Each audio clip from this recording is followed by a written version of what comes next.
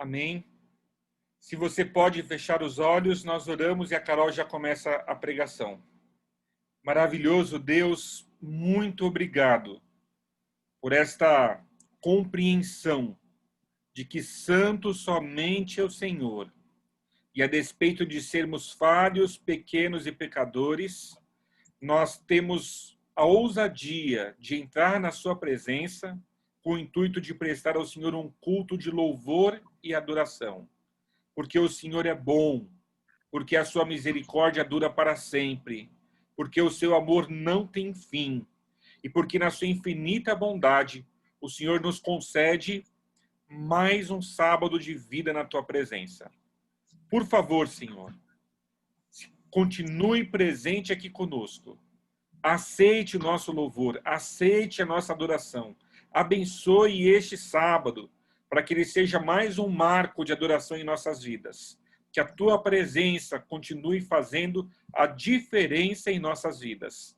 E neste momento, toma em tuas mãos a Carol e usa ela como um instrumento poderoso do Senhor. Que tudo aquilo que ela falar possa nos alimentar espiritualmente, possa nos motivar e possa nos encher de esperança. É o que nós lhe pedimos, agradecidos, em nome de Jesus. Amém, Senhor. Amém. Amém. Obrigada, pastor. Lindas palavras. Boa noite a todos. É um prazer muito grande estar com todos nessa noite. Mais uma semana se passou e estamos aqui no culto de pôr do sol para adorar o nosso Deus Criador. E nessa noite eu quero convidar você, enquanto eu faço aqui uma introdução, a pegar talvez um papel, uma caneta, pegue sua Bíblia. Eu não quero que fique apenas eu falando aqui e você só me observando. É importante que você, nessa noite, possa ouvir a voz do Senhor. Então, para tanto, é importante que você esteja com a sua Bíblia. Eu vou pedir que você anote aí algumas passagens, depois a gente pode deixar aí no chat, aqui no Zoom, na descrição do vídeo depois, para que você possa rever esses textos e assim você possa continuar refletindo na palavra do Senhor, né? Com a sua Bíblia, em casa, sozinho, em oração também. E o tema dessa noite, eu escolhi um tema que para mim foi muito especial quando eu estudei e espero que seja especial para você também. O tema dessa noite é o resgatador. E nós vamos ver alguns pontos aqui, eu preciso ser bem breve, né? O nosso tempo pela internet é um pouco mais curto, mas eu espero que fique bem compreensível. Por isso que eu pedi que você anotasse as passagens, depois você pode refletir com bastante calma e que você tenha a sua Bíblia, para que você possa acompanhar o que nós vamos estudar agora. Antes de começar, eu vou pedir que você feche seus olhos mais uma vez e nós vamos falar com Deus mais uma vez, nesse momento. Querido Deus e Pai, que a sua presença se faça nesse momento e que não seja uma pessoa aqui falando, mas que seja o teu Santo Espírito transmitindo essa mensagem. Que fale e enche os nossos corações. Usa-nos nesse momento para a tua honra e glória, em nome de Jesus. Amém. Muito bem. Quando nós estamos estudando a Bíblia, é muito interessante que nós possamos refletir com paciência e com tranquilidade. E quando nós pegamos a Bíblia, nós temos em nossas mãos um livro muito especial. A Bíblia, ela toda é inspirada por Deus. Toda ela é centrada em Jesus. A Bíblia, ela revela a história da salvação do nosso mundo. Ela conta a história específica de um povo, né? Quando nós estudamos a Bíblia, a gente vê sempre a história de um povo. Esse povo foi um povo escolhido por Deus. Deus os escolheu para que fossem uma luz, né? Que transmitissem a luz de Deus para as outras pessoas. Esse povo foi um povo escolhido com uma missão, de mostrar Deus para o mundo. Só que em algum momento, e nós não vamos entrar nesses detalhes agora, essa missão ela foi estendida a nós. Então, essa missão é nossa também, não só desse povo que a Bíblia relata, mas é nossa também. Quando nós pegamos a nossa Bíblia, nós vemos um livro tão grande, né? Bem um calhamaço. Afinal de contas, a Bíblia é um conjunto de livros. E quando nós pegamos aqui as 2 primeiras páginas, os 2 primeiros capítulos da Bíblia, nós vemos a criação de um mundo de pessoas perfeitas. E quando nós vamos no finalzinho dela, nos 2 últimos capítulos, aqui no finalzinho, nós vemos uma recriação de pessoas e de um mundo perfeito novamente. Mas e esse meio todo aqui, que deixa eu separar, e esse meio todo aqui? Esse meio todo aqui, ele conta a nossa história.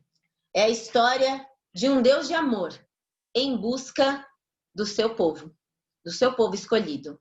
Não só o povo de Israel, mas toda a humanidade. E nós vamos falar um pouquinho sobre isso.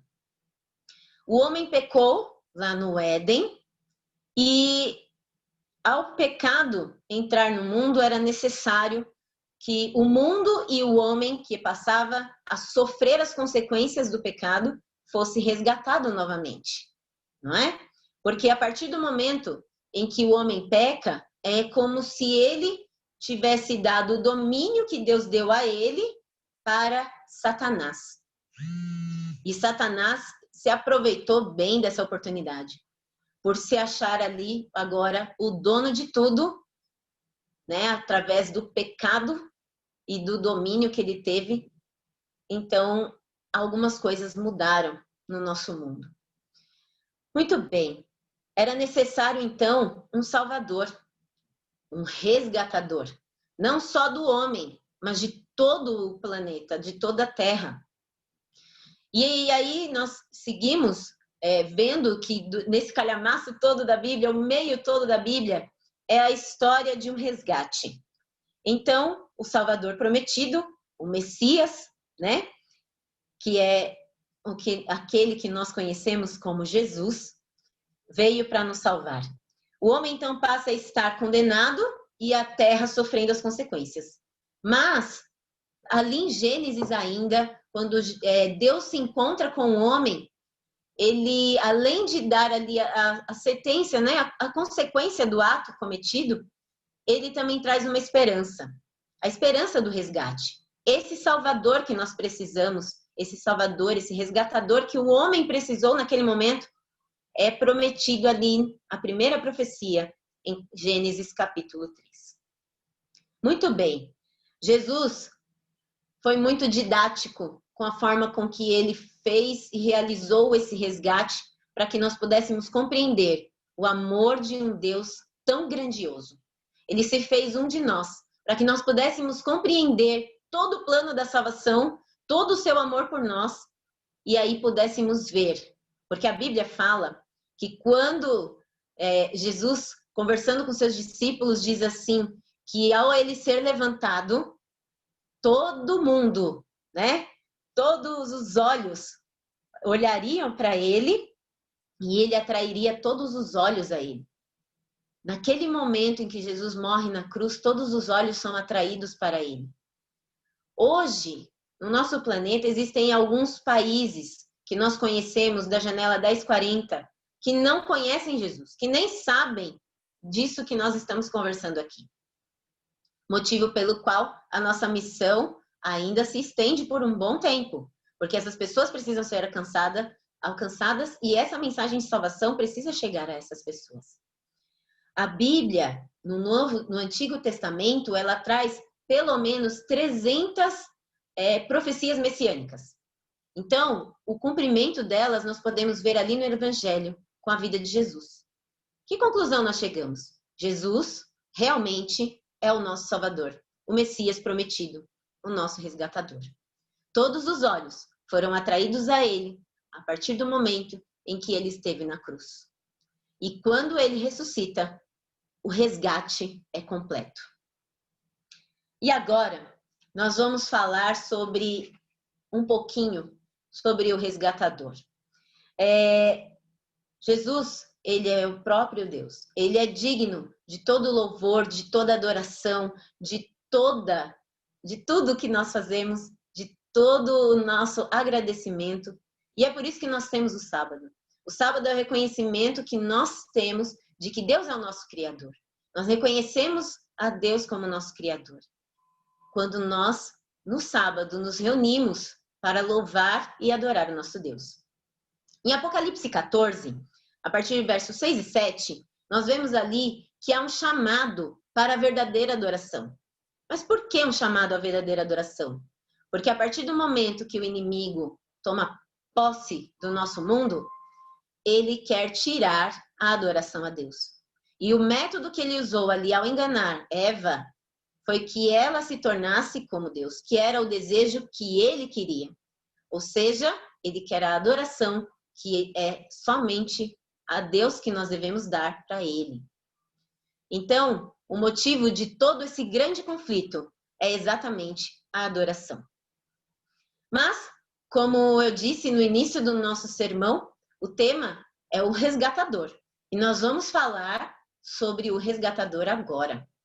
Para que nós possamos entender melhor, compreender melhor esse resgate e porque o nosso Deus é digno de toda adoração, esse resgatador é digno de todo louvor, de toda adoração, nós vamos ter que estudar um pouquinho alguns textos, e é por isso que eu pedi que você talvez use aí um papel e anote esses textos para depois você refletir um pouquinho melhor neles, tá bem? Eu vou pedir que você abra sua Bíblia agora e acompanhe comigo. Eu vou explicar, eu não vou me ater muito à leitura, porque senão vai ficar muito longo, mas abra sua Bíblia em Levítico, no capítulo 25. Levítico, capítulo 25. É um texto que normalmente a gente gosta de pular no ano bíblico, né? Quando chega em Levítico, Números ali, a gente fica meio preguiçoso para ler quando a gente vai fazer a leitura do ano bíblico, ou a nossa leitura diária. Quando a gente chega nesses textos de Levíticos e Números ali, a gente quer dar uma puladinha. Mas esse texto vai ficar muito claro para você com relação ao nosso resgate. Levítico capítulo 25, você pode aí anotar no seu papelzinho, no seu bloquinho de anotações, para você dar uma lida nesse capítulo depois com paciência e ver todos os detalhes. O que eu vou fazer aqui é dar uma resumida nesse capítulo, tá bem? A gente, aí no início da sua Bíblia, em Êxodo Levítico, o subtítulo deve ser o ano sabático.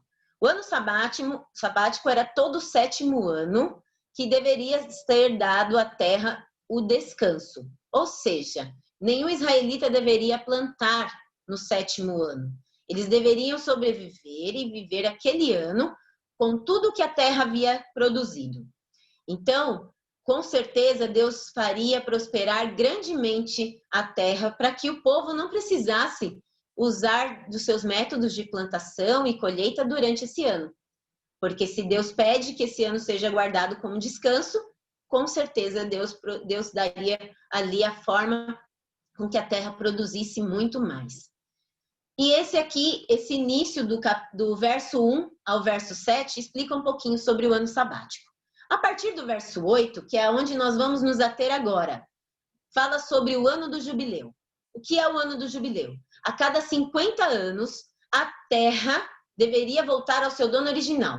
Quando alguém vendia a sua terra, a cada 50 anos ele poderia resgatar a sua terra novamente. E a partir daqui do verso 8, a gente consegue ter uma noção de como isso funcionava.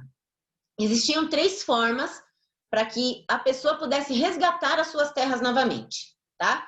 Ou ela esperava os 50 anos, e a completar esses 50 anos, ele tinha o direito de posse novamente da sua terra, ou um parente próximo dele compraria essas terras para ser devolvido ao seu dono original, ou, digamos que já houvesse passado uns 30 anos, faltavam 20 anos ainda para que completasse os 50.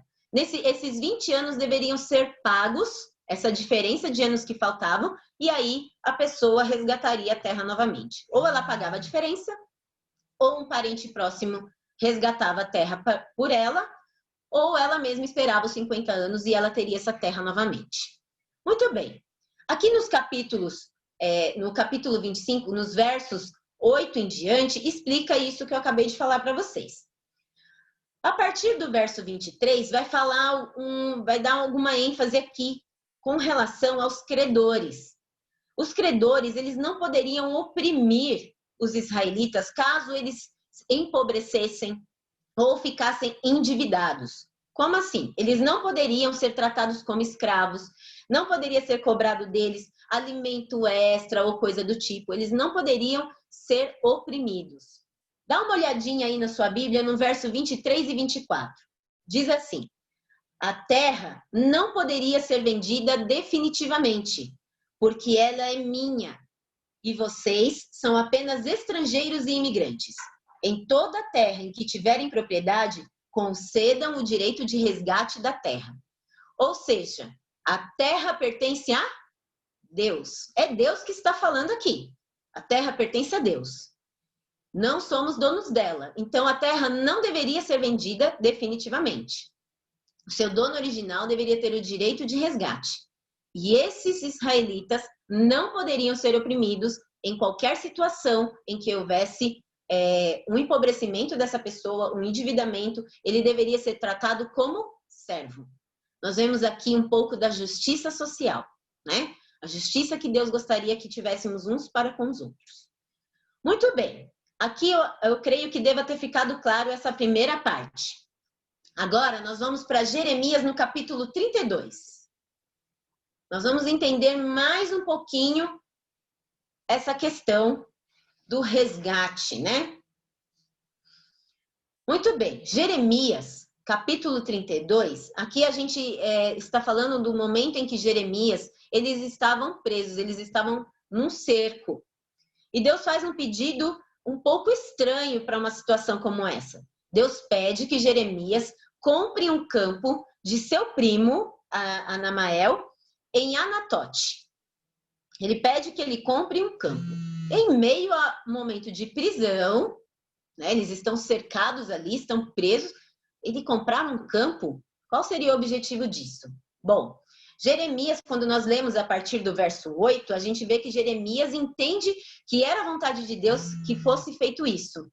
E aí, ele compra a terra a partir do momento que Anamael fala com ele. E aí nós vamos fazer essa leitura para que fique bem claro. Olha só, conforme o Senhor tinha dito ao meu primo, veio ao meu encontro no pátio da guarda e disse: compre a propriedade.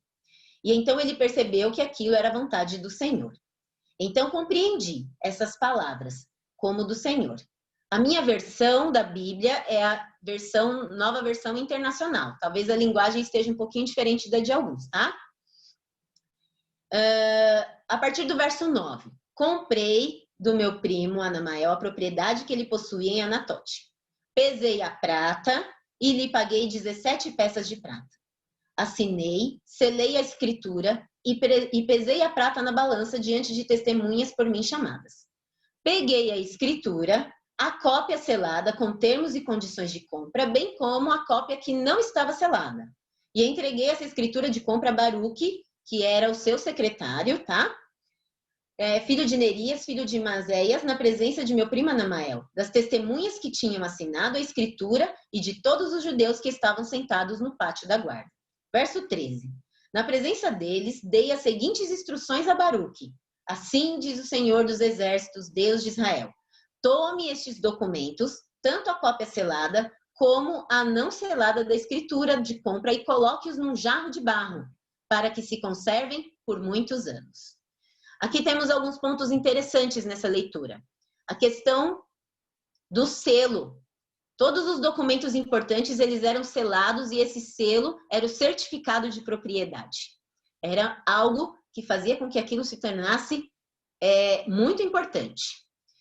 Nós vemos também que Jeremias pede que o seu secretário guarde esse documento em jarros de barro para que fosse preservado. Preservado para quê? Eles estavam num cerco e aquilo deveria ser preservado como símbolo para quando o povo voltasse para a sua terra novamente, quando o povo fosse resgatado, ok? Muito bem. Compreendido até aqui? Eu espero que tenha ficado claro essa parte, tanto do resgate da terra, né, a importância do selo. E agora nós vamos entrar na parte central, e creio que praticamente um dos últimos textos que nós vamos estar vendo nessa noite. Ainda tem mais alguns, mas são curtinhos. Mas esse é um texto um pouco extenso. Pegue a sua Bíblia e abra lá em Apocalipse. Normalmente nós não temos o hábito de ler textos tão longos, né? Mas hoje nós vamos ler um capítulo inteiro. E eu creio que esse capítulo vai ser tão significativo para você quanto ele se tornou para mim quando eu estudei esse tema, né? Eu participei de um estudo bíblico muito interessante com o pastor Felipe Tonasso e foi muito inspirador, motivo pelo qual eu escrevi, né? E trouxe esse sermão para os irmãos nessa noite. E ficando claro isso que a gente acabou de ler, talvez quando nós estivermos lendo esse capítulo, algumas coisas vão ficar mais claras sobre o nosso resgate. Apocalipse, capítulo 5. Pegue a sua Bíblia, por favor, e acompanhe a leitura, porque se você não acompanhar, talvez não tenha o mesmo significado, tá? Capítulo 5, verso 1. Então, vi na mão direita daquele que está sentado no trono. Pausa aqui. Quem será esse que está sentado no trono? Creio que o próprio Deus, certo? Vamos continuar. Então, vi na mão direita daquele que está sentado no trono um livro em forma de rolo, escrito de ambos os lados e selado com 7 selos. Eu vi um anjo poderoso, proclamando em alta voz: quem é digno de romper os selos e de abrir o livro? Mas não havia ninguém no céu, nem na terra, e nem debaixo da terra, que pudesse abrir o livro, ou sequer olhar para ele. Eu chorava muito. Aqui, João está preso na ilha de Patmos quando ele tem essa visão. E ele fica angustiado, e ele chorava muito, porque ninguém era digno de abrir o livro, e nem olhar para ele. Verso 5. Então, um dos anciãos me disse: não chore, eis que o leão da tribo de Judá, a raiz de Davi, ele venceu para abrir o livro e os seus 7 selos.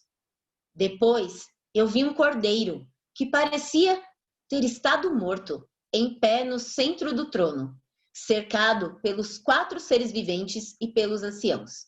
Ele tinha 7 chifres e 7 olhos, que são 7 Espíritos de Deus enviados a toda a terra.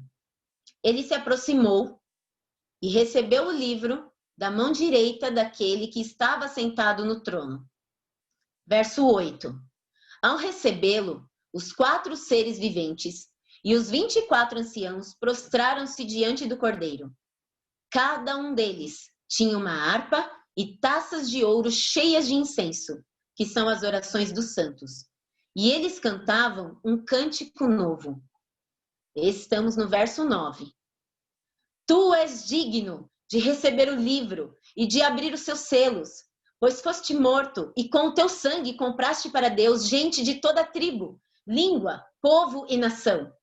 Tu os constituíste reino de sacerdotes para o nosso Deus, e eles reinarão sobre a terra. Então olhei e ouvi a voz de muitos anjos, milhares de milhares e milhões de milhões. Eles rodeavam o trono, bem como os seres viventes e os anciãos, e cantavam em alta voz: digno é o cordeiro que foi morto, de receber poder, riqueza, sabedoria, força, honra, glória e louvor. Depois, ouvi todas as criaturas existentes no céu, na terra e debaixo da terra, e no mar, e tudo que neles há, que diziam: aquele que está sentado no trono e ao cordeiro, sejam o louvor, a honra, a glória e o poder para todo sempre. E os quatro seres viventes disseram amém. E os anciãos prostraram-se e o adoraram. Vamos fazer uma breve recapitulação do que nós estudamos até aqui. Nós estávamos perdidos, não é? Precisávamos de um resgatador. Jesus, o próprio Deus, veio como o Cordeiro de Deus que tira o pecado do mundo.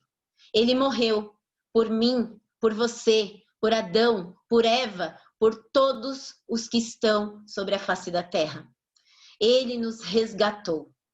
Ele era o único digno de abrir o livro. E quando a gente pensa nesse livro, voltando nos textos de Levíticos e de Jeremias que nós lemos, nós vemos que era um documento muito importante, que estava selado, tão importante que tinha 7 selos. Selo, certificado de propriedade. Documento importante com 7 selos, com certificado de propriedade. O que precisava ser resgatado? A terra. Nós.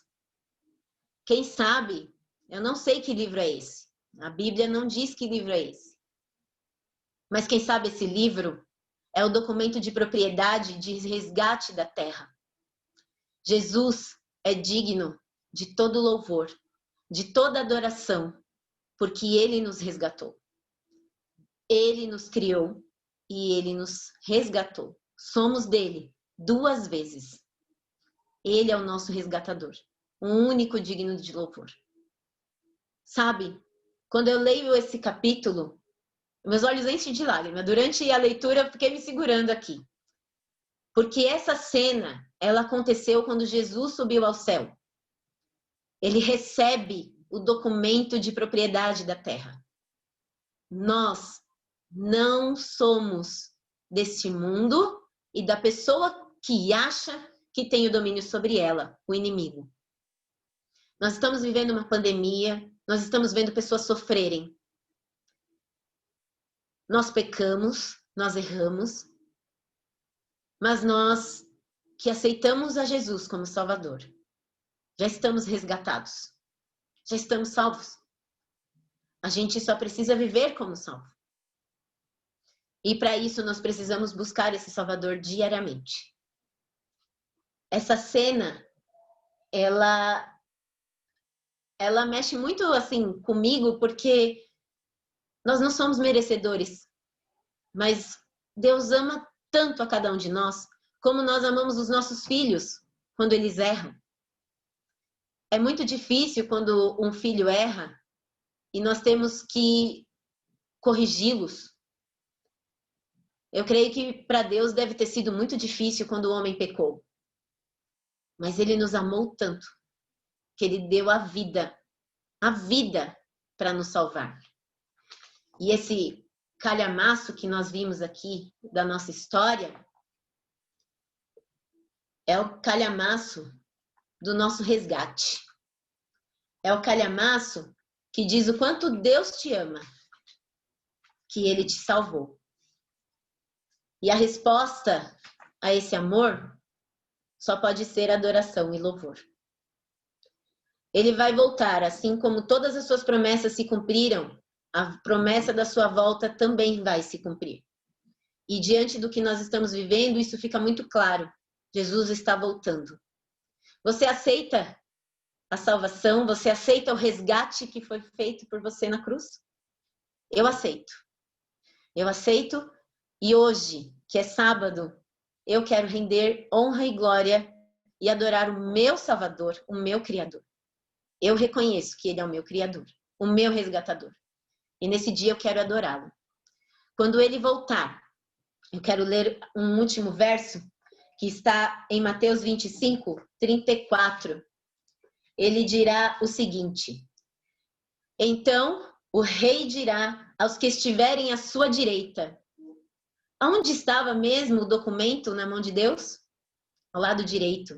O lado direito é o lado onde os justos estarão, os santos, os salvos. Então ele dirá aos que estiverem à sua direita: venham benditos de meu Pai e recebam como herança o reino que foi preparado para vocês desde a criação do mundo.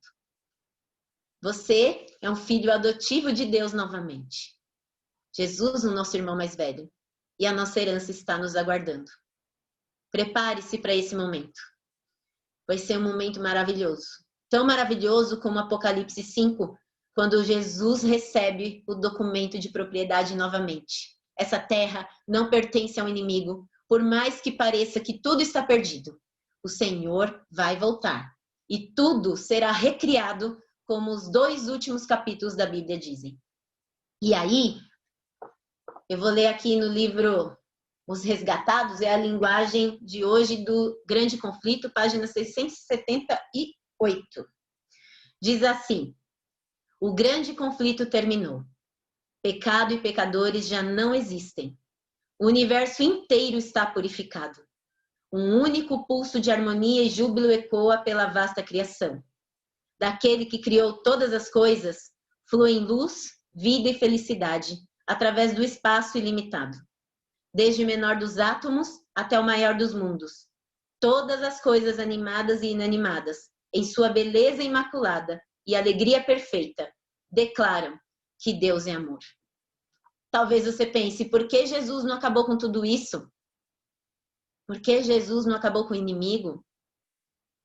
Por que nos resgatou de outra forma? Porque ele precisa mostrar para o universo inteiro que ele é amor. E nós vamos louvá-lo e adorá-lo, todos, até os ímpios. Quando Jesus voltar e eles forem ressuscitados, reconhecerão que Deus é amor, que Deus é justiça, que Ele é o dono do universo.